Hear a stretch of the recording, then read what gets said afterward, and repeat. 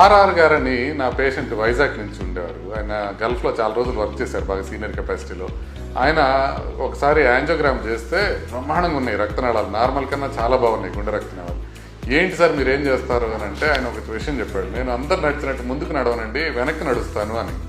ఇదేదో బాగుంది అని చెప్పి దాని గురించి మొత్తం డీటెయిల్స్ అన్ని చూస్తే ఖచ్చితంగా అర్థమైంది ఏంటంటే, ముందుకు నడవటంతో పాటుగా వారానికి కనీసం 3 సార్లు ఒక 15 నిమిషాలు కనుక వెనక్కి నడిస్తే, అంటే రివర్స్ వాకింగ్ అని, రిట్రో వాకింగ్ అని, బ్యాక్వర్డ్ వాకింగ్ అని అంటారు దీన్ని.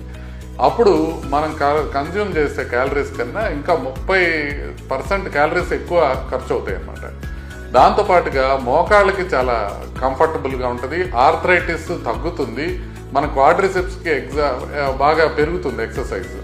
ఇది మాత్రమే కాకుండా వెనక్కి నడవటం వల్ల బ్యాలెన్స్ పెరుగుతుంది, కోఆర్డినేషన్ పెరుగుతుంది. ఎందుకంటే మన బ్రెయిన్ చాలా షార్ప్గా ఉండాలి వెనక్కి నడిచేటప్పుడు. ఫిజియోథెరపిస్టులు ఏం చేస్తారంటే ఇది రీహాబిలిటేషన్కి వాడుకుంటారు, అంటే స్ట్రోక్ వచ్చిన తర్వాత, లేకపోతే మోకాలు సర్జరీ అయిన తర్వాత, పెద్దవాళ్ళకి ఇలా కూడా వాడుతుంటారు. యాక్చువల్లీ ఏజ్ పెరిగే కొద్దీ బ్యాలెన్స్ బాగుంటుంది రివర్స్ వాకింగ్తో అని తెలుస్తుంది. కొన్ని వారాలు నడిస్తేనే మీ కాళ్ళు ఇంకా స్ట్రెంగ్తన్ అవుతాయి, మీ పోస్చర్ ఇంకా బెటర్ అవుతుంది, వాకింగ్ ఇంకా ఎఫిషియెంట్ అవుతుంది. కాబట్టి సేఫ్ ప్లేస్ చూసుకోవడం ఇంపార్టెంట్. వెనక్కి నడిచేటప్పుడు పడ్డారంటే పుచ్చెగిరిపోద్ది. కాబట్టి జాగ్రత్తగా నడవటం చూసుకోండి, వెనకాల ఏమీ అడ్డంకులు లేకుండా చూసుకోండి. ముందు చాలా నెమ్మదిగా మొదలుపెట్టండి. ఆ పాత్ కానీ లేకపోతే ఇంట్లో కానివ్వండి, ట్రెడ్మిల్ పైన కానివ్వండి, చాలా స్లోగా మొదలుపెట్టండి.